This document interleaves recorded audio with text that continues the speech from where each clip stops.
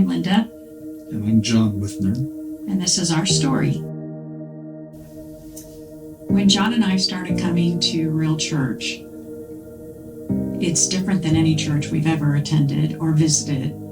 And it was a little out of our comfort zone, but we decided we were going to focus on a church after shopping for churches for months and months. And Real Church was so welcoming, but we still would find ourselves, why this church? Why? I know Pastor has even told the story about the first time we pulled up in front of the church and we looked at the building and was like, this is it? It's so small. It's so small. Are we at the right location? I was raised in the United Church of Christ. I think John was United Methodist. Exactly. We ended up in Oklahoma City in a non-denominational. It was pretty, rock band and all that.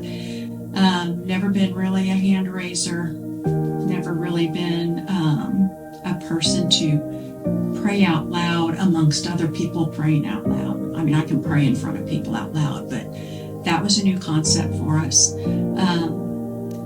But I was so drawn to the ladies at the church after our first Bible study. And I just felt like this is awesome. These ladies are so full of faith and joy and love. And I would come home from those Bible studies. I couldn't sleep because my mind was just going up all the conversations that were happening and the way they lift each other up. And of course, Rachel's leading is, superior. But we felt a reason to go there and to come back. And it's been nothing short of pretty miraculous, especially given the way everything has unfolded. A few days before Christmas, I was diagnosed with breast cancer, and it's been a long journey. We got the call. We were in Mississippi visiting with our daughter and her husband and family, and then our son and daughter-in-law and their daughter all came, so it was a little mini family reunion. I got the call while we were with them. I was shocked. I was not expecting that diagnosis. But we were surrounded by family and they were all, we've got this, you're going to be fine. So all of these things being said, when I was diagnosed with cancer and the outpouring from not just the ladies at church, but everybody at the church, some people I hadn't even met yet, and they were laying hands on me and speaking scripture to me and giving me words of encouragement.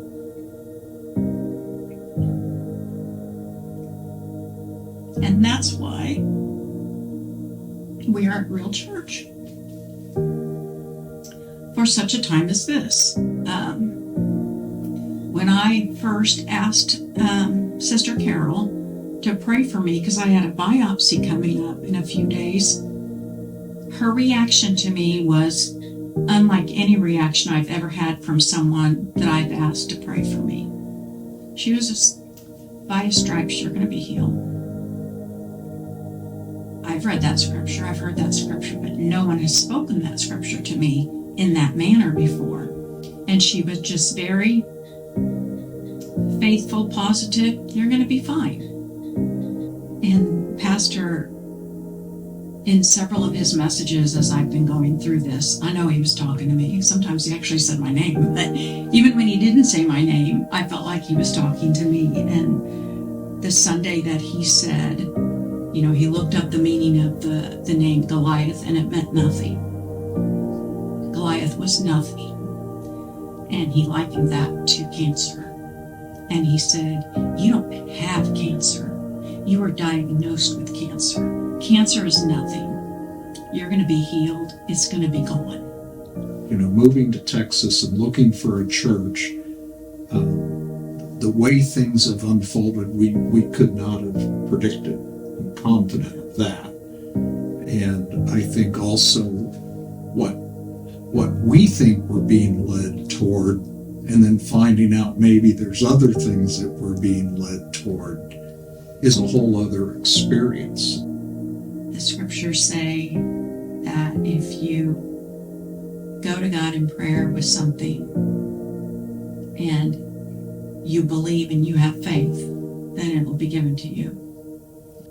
I personally not sure I deserve that, but I sure am grateful and thankful that our God is that kind of a God. I know Rachel said something to me Sunday about doing this, and she said, "You're cancer free." And that thought had not crossed my mind yet through all of this. I was like, well, I guess I am. Because they removed everything in the first surgery, found some more cancer, took it out, thought it might have spread to my lymph nodes, so had some of those taken out, and it hadn't. They were all cancer free, so I guess I'm cancer free. Yes, you were. You had so focused on the recovery of things, hadn't really thought about the fact that, oh yeah, I'm cancer free now. Duh. It was just a moment but I am very happy to say that I am cancer free.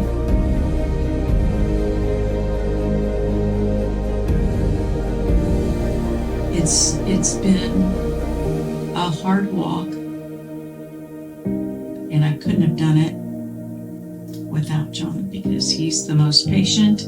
Blood doesn't bother him. He grew up with sisters, so he's, all about taking care of me.